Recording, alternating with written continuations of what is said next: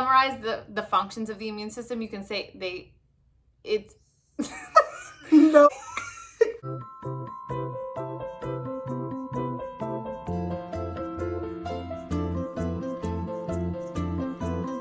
Perfect. Hold it tight.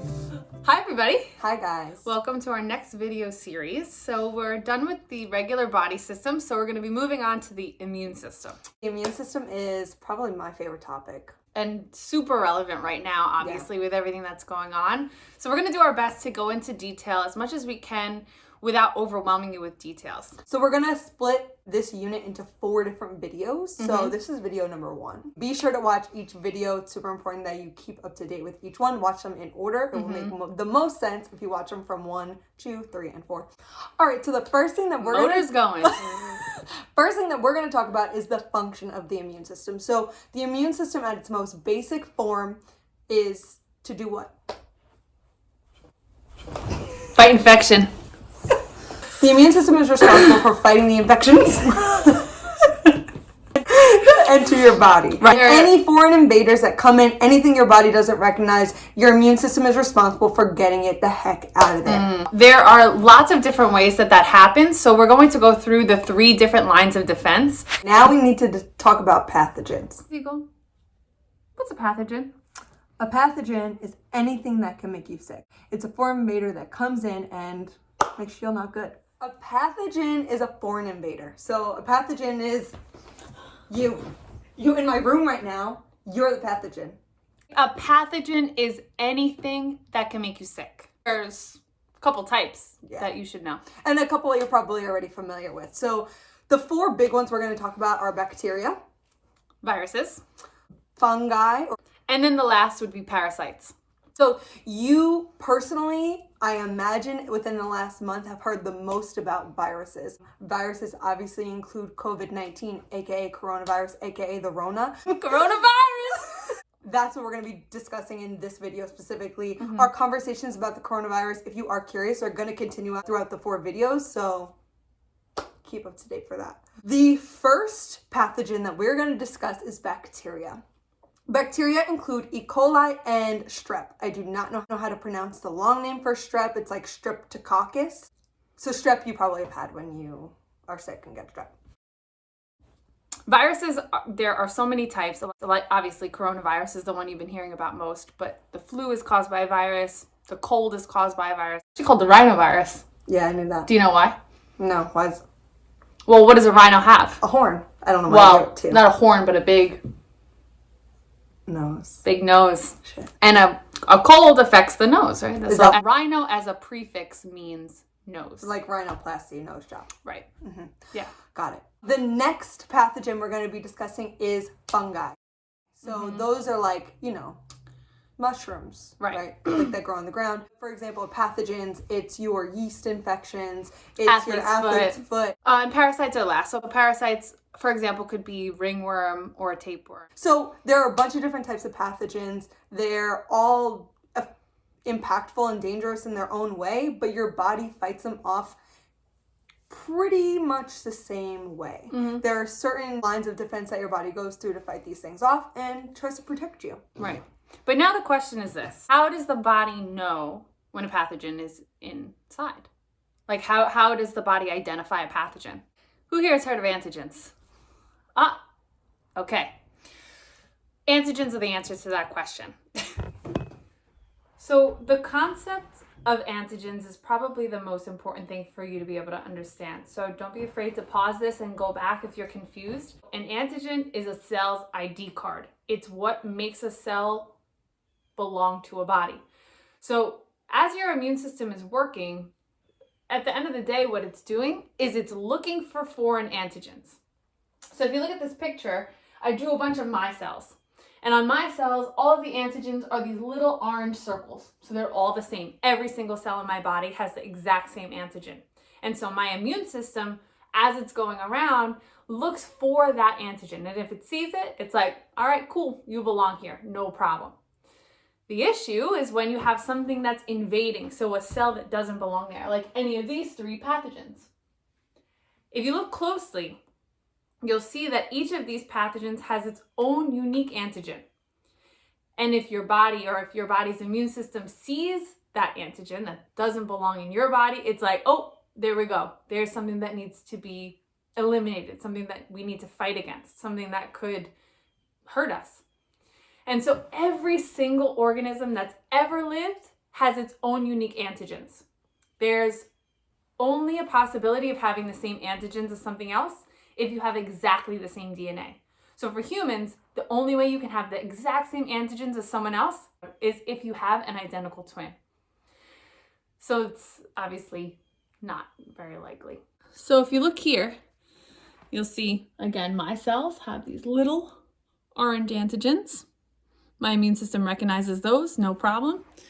But if these little guys start invading my body, look, these are little brown triangles, some purple squares, and some orange diamonds. We don't recognize those. My body's going to be like, oh, no, we got to get those out ASAP in order to avoid any kind of infection. You can think about antigens almost like the ID cards that you use to get into school. So if you think about it, when you walk into the building, every single day you have to swipe. Your ID card says HSCL on it, and that lets us know that you belong to our school. If you don't have an HSCL ID, or if even worse, you have an ID that says another school's name, and we see it, you're going to get kicked out. It works the same way with the body. If the body sees an ID card or an antigen that's not right, it's going to kick you out. Ms. Eagle? Yes? I have a question. What's your question? How does the immune system keep us healthy? I'm so happy you asked. The answer to your question is the 3 lines of defense. Just quickly, so there are 3 lines of defense that your body naturally has. Okay, so we're going to go over all 3 from the non-specific to the specific lines right now. The job of the first line of defense is to prevent anything from entering our body. This is performed by the skin and our mucous membranes, aka boogers, phlegm, tears, saliva, things like that, that immediately stop things from entering our body. The second line of defense is going to work if you have a pathogen that gets past your first line of defense. So maybe you have a cut in your skin and bacteria or some other pathogen is able to get into your blood through that cut, or maybe you inhale some sort of pathogen through your nose or your mouth. Maybe it gets in your eyes, maybe it's in your food. There are lots of different ways that pathogens can get in. But if a pathogen bypasses that first line of defense and gets in, we have to now activate our second line of defense. The second line of defense is going to be controlled by white blood cells that are called macrophages. Macrophage means big eater. So these are white blood cells that are responsible for eating any foreign pathogens that come into the body. So as a pathogen gets in, as soon as its foreign antigen is recognized, a white blood cell immediately is going to try to eat it. And so it'll do that by wrapping its cell membrane around the pathogen, making a little bubble with the pathogen in it, and then pulling it inside. Once the pathogen is inside, the white blood cell or macrophage is going to use digestive enzymes to break down the pathogen and completely get rid of it. Here's a quick sketch of phagocytosis. So you can see the white blood cell is rushing up to the pathogen. It's identifying its foreign antigen and starting to put its arms around the pathogen as to engulf it. As it engulfs the pathogen, it is able to take it in, start adding enzymes to it that are going to break it down, and ultimately destroy the pathogen. All right, guys, so we're going to talk about our final line of defense. So if a pathogen has made it past the first line and the second line, now it's the third line's opportunity to kill it and make sure that you don't get dangerously injured or harmed in any way. The job of the third line of defense is to take your white blood cells or your B cells and to generate specific antibodies for the specific pathogen. So the antibodies that you create for strep are different than the antibodies that you create for the flu. There are different antibodies that you would create for a yeast infection. There are different antibodies that you would create for ringworm. Different antibodies than you would create for COVID. So it's important to understand that every single time that you are getting sick, you are generating new antibodies to fight off that infection if it makes it to this third line of defense. This takes a couple of days to happen, and your body requires a little bit of time to generate this line of defense. The reason being is because it's so chemically specific to that specific pathogen or foreign invader. What happens is these antibodies circulate throughout the bloodstream and they are on the hunt, right? So think about the bloodstream as like roads, okay? Everyone's out there, you can see everyone on it, and they're out there looking for the bad guy. And so they're driving around, looking, and when they see them, they can latch onto them and attack them. So the antibody has a specific shape that fits into the pathogen, okay? So just like this, it makes an antibody that perfectly fits the pathogen so that it can attach to it and arrest it. And that's essentially what's happening. Think about these antigens as like putting little handcuffs on them and taking them and putting them away and arresting them. Once these antibodies are made, the pathogen cannot affect you anymore. In just a few days, you'll start to feel better. And it's, a really important line of defense, because after that, you're starting to feel better and you're on your way.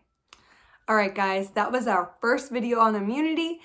We talked about the 3 lines of defense, what immunity is, what a pathogen is, what an antigen is today. So if you forget what those things are, come back to this video and watch them. And if you have any comments, if you have any questions, make sure you leave them at the bottom of this video.